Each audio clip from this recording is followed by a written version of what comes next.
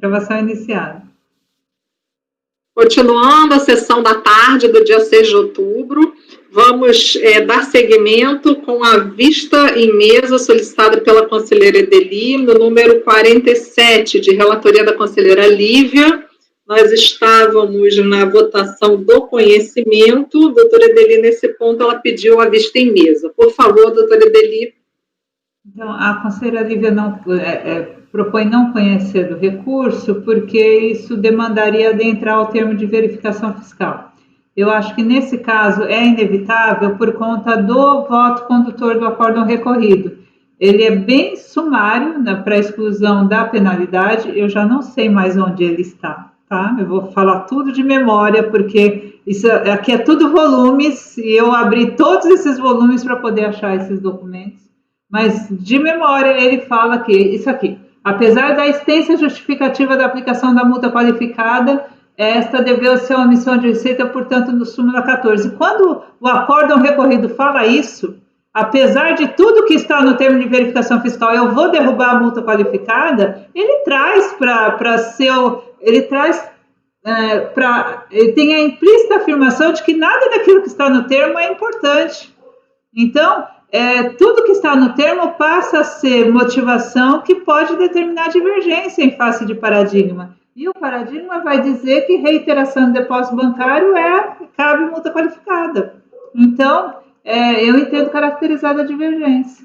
Acho que quando a gente está frente a acórdãos sucintos nesses termos, que afastam sem maiores digressões tudo que está no termo de verificação fiscal, e o termo de verificação fiscal traz, como ele próprio reconhece, uma extensa justificativa, embora sempre falando a mesma coisa, ele repete a mesma coisa várias vezes, mas ele fala, e ele é justamente a questão da reiteração, não só a reiteração da mesma coisa várias vezes, mas é a questão do contribuinte se pautar conscientemente no entender dele, diante de uma movimentação financeira que ele auferiu de forma maior do que a receita declarada por vários meses, por um extenso período, ele entende que está caracterizada a motivação suficiente para a qualificação da penalidade. O acórdão recorrido discorda disso, então eu entendo que isso não é buscar no TVF fatos para serem analisados em sede que há uma inovação aqui. Não, para mim, se o paradigma ele traz de forma suficiente circunstâncias fáticas semelhantes ao TVF aqui que foi desqualificado, então, para mim, é o mesmo contexto fático e soluções diferentes, então, divergência caracterizada. Eu sou pelo conhecimento. Ok. Conselheira Viviane, como vota no conhecimento? Eu também conheço, acompanho a divergência da conselheira Edeli. Ok. Conselheira Amélia? Também acompanho a divergência. Conselheiro Fernando? Com a divergência, presidente. Conselheiro Toselli? Com a divergência, presidente. Conselheiro Caio? Com a divergência. Eu também, então foi conhecido por maioria vencida a relatora. Vamos para o mérito, aí depois a gente vê como fica.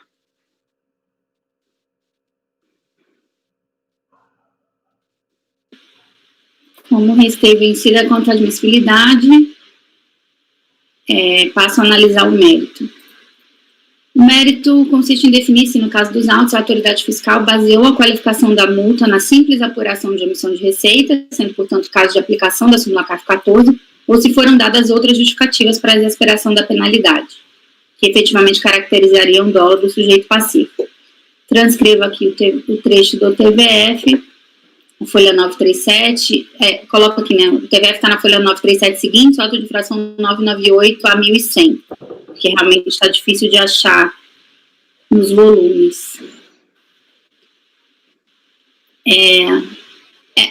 Eu resumo embaixo, porque realmente ele está extenso, então não vou ler o trecho do TVF, vou ler o que eu entendi dele, né? Da leitura do TVF é possível resumir as seguintes justificativas para a qualificação da multa. Prática consistente de ocultar o resultado financeiro das atividades, ter pujante movimentação financeira, mas reconhecer apenas um pequeno valor na contabilidade, dinâmica contábil irregular e contrária aos princípios contábeis, a qual teria por propósito não o de ocultar a verdadeira origem, teria por propósito ocultar a verdadeira origem, dos recursos movimentados. Comportamento adotado pela contribuinte no curso do procedimento fiscal ao deixar de fornecer sem justificativa cópia dos cheques compensados. Comportamento, aí eu avalio cada um desses fatos, né?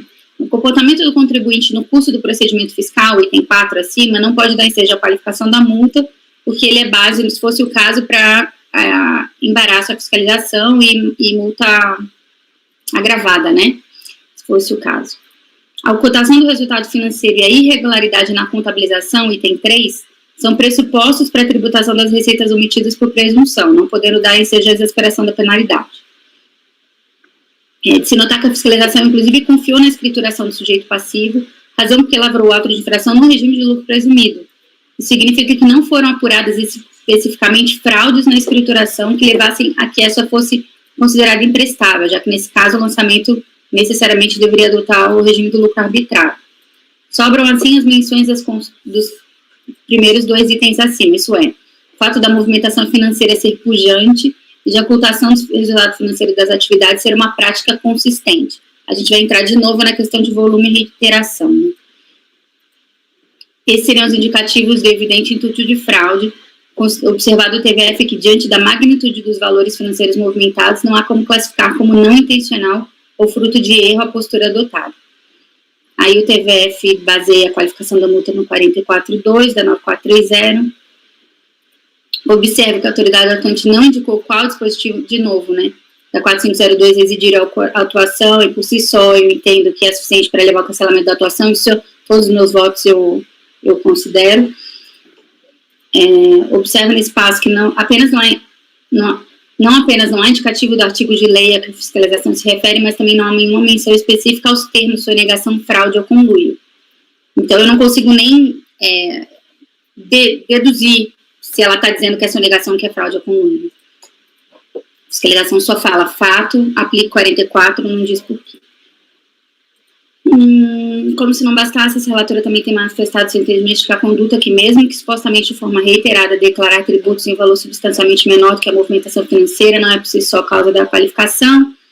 E aí eu coloco o meu trecho de voto, que eu reconheço que, para uma linha de pensamento, isso denota uma consciência do contribuinte de que tem alguma coisa errada, afinal, se a escrituração está diferente da declaração fiscal,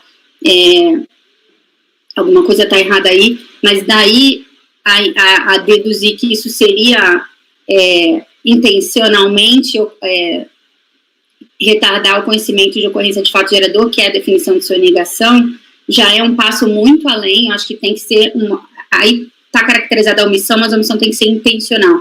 E o TVF precisaria indicar para mim que a omissão foi intencional. Então, eu considero que essa intenção não está caracterizada, porque existem indícios, mas esses indícios não apontam necessariamente para o fato da intenção de omitir. O fato é que tem omissão, foi atuado por isso cobrado a multa. Agora, para qualificar, eu preciso dizer que ele omitiu porque ele queria, e não porque ele estava em erro. Então, no caso, eu tenho a conduta do sujeito passivo, mas não tenho a prova de que da fraude ou ilícito.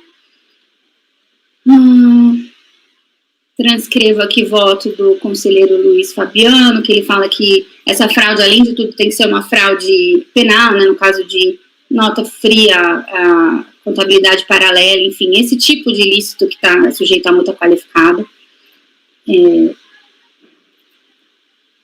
Também, aí continua. Também no caso dos autos, considero não comprovado elemento subjetivo necessário à qualificação da multa, no caso a intenção. No caso eu tenho indícios, reiteração da divergência entre valores movimentados e declarados em volume e durante os anos calendário atuados, mas a fiscalização deveria ter se empenhado mais em fazer desses indícios elementos de prova, já que ele sozinho não se presta a confirmar o dolo do contribuinte, por não necessariamente convergirem para uma demonstração de sua intenção de cometer falsos materiais. E coloco aqui a ementa que eu, como já imaginaria vencida, coloco a ementa que eu entenderia aplicável para o julgado, E oriento meu voto para não conhecer esse vencido, nego-lhe provimento por essas razões. É o voto, presidente. Ok, conselheira Edeli.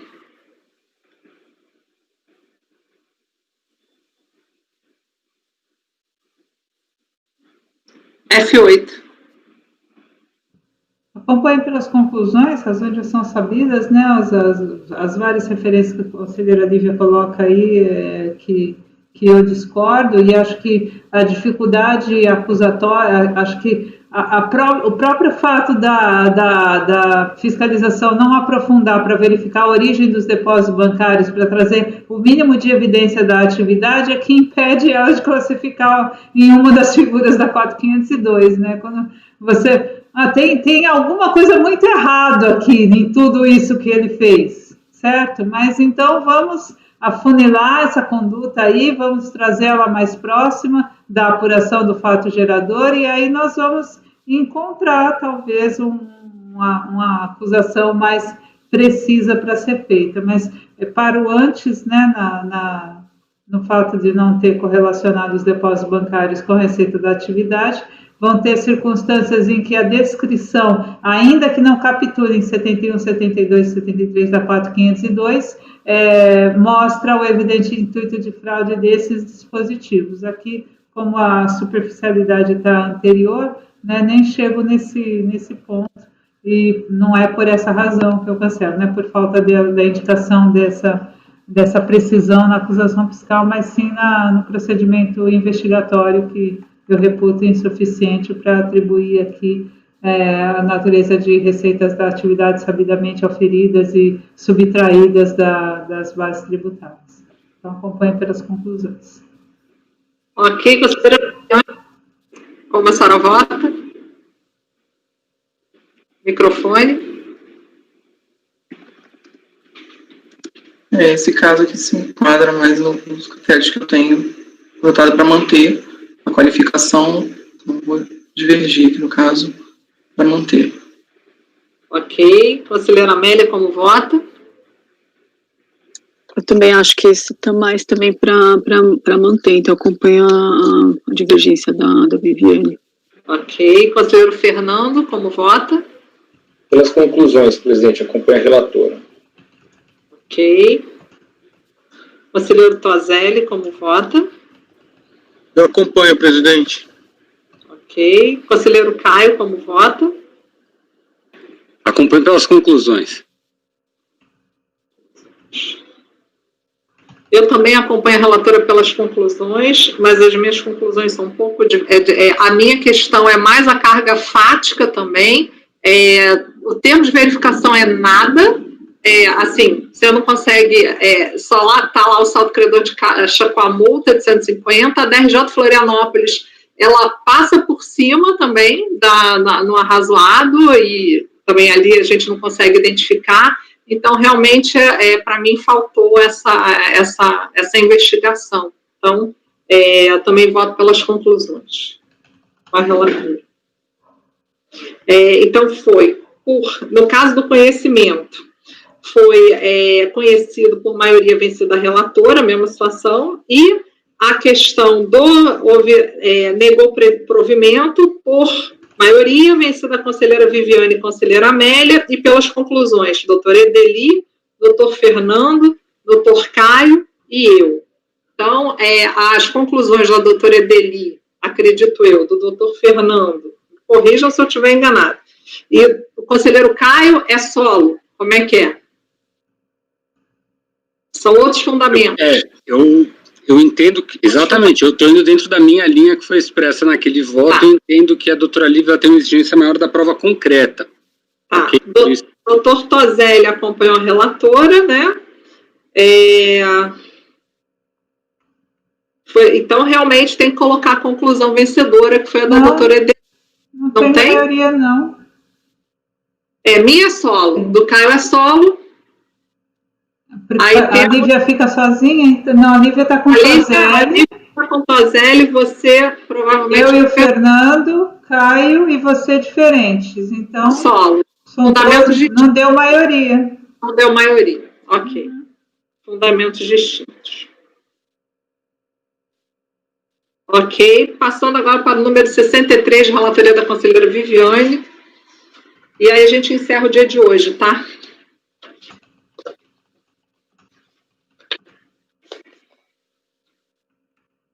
Um minuto para abrir o voto. Voto vencedor do conhecimento. Ai, doutora Lívia, ainda bem que a senhora me lembrou. Voto vencedor do conhecimento, eu vou... Doutor Caio, só pode fazer? Então, ok. Obrigada, doutora Lívia.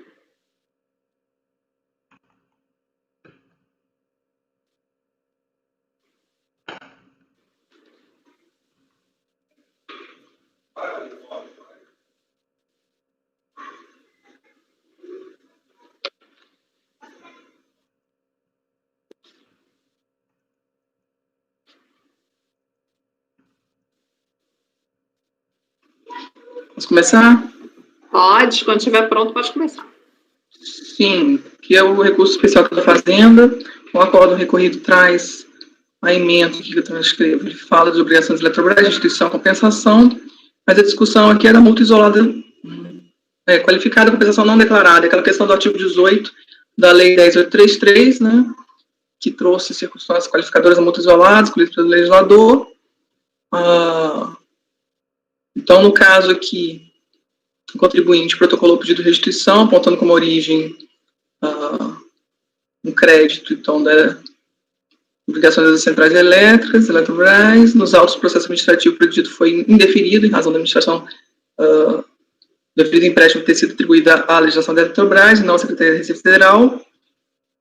Foram apreciadas, então, no processo de final de 2056, as compensações foram consideradas não declaradas, aqui nos termos do artigo 74, parágrafo 12, né, da Lei 9.430, vez que o crédito criticado não se referia a tributos e contribuições administrados pela Secretaria da Receita Federal. Parágrafo 12, 2, a linha I. A razão das compensações serem declaradas, não consideradas não declaradas, ele determinou a aplicação da multa, então, no artigo 18, da 10.833. E esses autos aqui foram formalizados para operacionalizar a cobrança dessa multa, que está em litígio, né? Ela foi aplicada no percentual de 150%, e ao apresentar a impugnação foi mantida, o contribuinte apresentou recurso voluntário, foi dado provimento parcial. Cientificado, então, a PGFN interpôs o recurso esta Câmara Superior, defendendo a existência de divergência em relação ao cabimento da qualificação da multa prevista no artigo 18 da Lei 10.833, e cada sobrecompensação considerada não declarada em razão dos créditos indicados seja de natureza não tributária. Ela narra que o acordo, então, consignou esse entendimento de que não caberia a multa por não ter sido caracterizado em fruto fraudulento, e ela decidiu dessa forma, então, seria contrário ao paradigma que apresentou, 92.0006.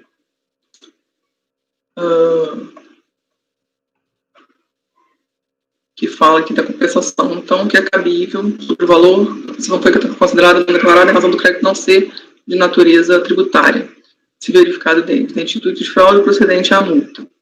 O argumento aqui tratou do caso que havia ciência na equipe, o contribuinte que o crédito que pretendeu utilizar não tinha natureza tributária. Além de defender a existência de divergência, então, ela traz as alegações de mérito, né, que a Lei 10.833, com a redação dada pela 1151, expressamente determina a constituição de percentual de 75%, mas o artigo 74, além disso, né, o artigo 74 da Constituição define expressamente o que são esses débitos, o contribuinte teve ciência, e pede, então, que seja admitido para restabelecer a magistração da multa do ofício. O presidente da Câmara deu seguimento e o contribuinte não apresentou contrarrazões. Aqui, no conhecimento, considera necessário, então, a análise a respeito do conhecimento do recurso, entender que restou descumprido o requisito de admissibilidade, que as situações fáticas abordadas pelo socorro recorrido, o paradigma não possui entre si similaridade, similitude suficiente para que os julgados sejam comparados. A decisão recorrida trata de pretensão sujeito que possa utilizar créditos relacionados a empréstimo compulsório, o crédito pleiteado, portanto, não tem natureza tributária, então determina se deve ser considerada não declarada a compensação. Já o acordo paradigma deve ser considerado não declarada a compensação quando o crédito indicado não se referia a tributos e contribuições administrados pela Secretaria da Receita Federal. Já o acordo paradigma trata a situação que o contribuinte requeria a compensação de créditos que não tinham natureza tributária, conforme se demonstra, então, o trecho. A intimação, então, solicitou à empresa que havia prova de seu direito creditório, havia reconciliação judicial, portanto, desde aquela data, o contribuinte foi alertado. O fisco chegou à conclusão de que o crédito sobre o foco não tinha natureza tributária, se quer foi comprovada a habilitação do contribuinte no processo judicial. Se concluiu que a ação judicial tem por objeto a indenização de todos os prejuízos diretos e indiretos, decorrente da fixação do preço do açúcar e do álcool, abaixo dos custos. Então, as declarações de compensação apresentadas têm informações inverídicas, sendo conhecimento do contribuinte que o crédito não possuía as características requeridas pela lei para ser compensado, com débitos tributários. Diante da natureza não tributária do crédito, que se considerou, então, a compensação ser indevida, não homologando e lançando a multa pelo artigo 18 da 10833, com a redação dada pela 11.051 de 2004. Aqui tem a fundamentação. Verifique-se, portanto, que a multa do lado lançado do processo que foi exonerado no artigo paradigma, trazido pelo recorrente, deveu-se ao fato de a compensação ter sido considerada indevida por conta da natureza não tributária do crédito pleiteado, enquanto os presentes da alta multa do lado foi lançado em razão da declaração do contribuinte ter sido considerado não declarado, desde que o crédito indicado não se referia a tributo administrado pela Secretaria da Receita Federal. Ainda que superada essa questão, considero também que não se pode considerar que as declarações de compensação apreciadas em cada caso foram entregues em épocas distintas, né? A aplicação da multa isolada por qualificação percentual de 150 sujeitava-se, então, a legislações distintas. Paradigmas foram transmitidas entre 25 de janeiro de 2005 e fevereiro de 2005. Então, naquele período, o artigo 18 da lei 10833 vigia com a redação que deu a 1151. Aqui o caput do parágrafo 2º do artigo 18, então, vigente determinar a aplicação de multa de 150% em razão da não homologação de compensação quando ficasse comprovada a prática do sujeito passivo das infrações previstas, né, naquela lei. Foi, então, esse o fundamento legal da multa de 150 apreciado no paradigma, onde não se falou em compensação considerada não declarada. Então, enquanto vigiou aquela lei, existia a possibilidade de lançamento da multa de 75%. Já as declarações analisadas no acordo recorrido foram entregues entre 2008 e 2009, após a lei 11.448, da a redação nova ao artigo 18 da 10.33.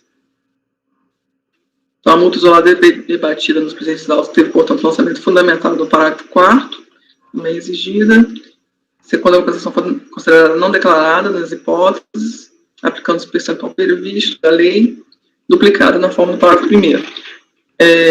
Foi fundamentado no parágrafo 4º do artigo 18 da lei 10.836, na redação acima transcrita. Ele dispõe, então, que nos casos que a declaração for considerada não declarada nas hipóteses do inciso 2, aplicado na forma do parágrafo 1º, quando for o caso das hipóteses de sonegação, fraude ou conluio.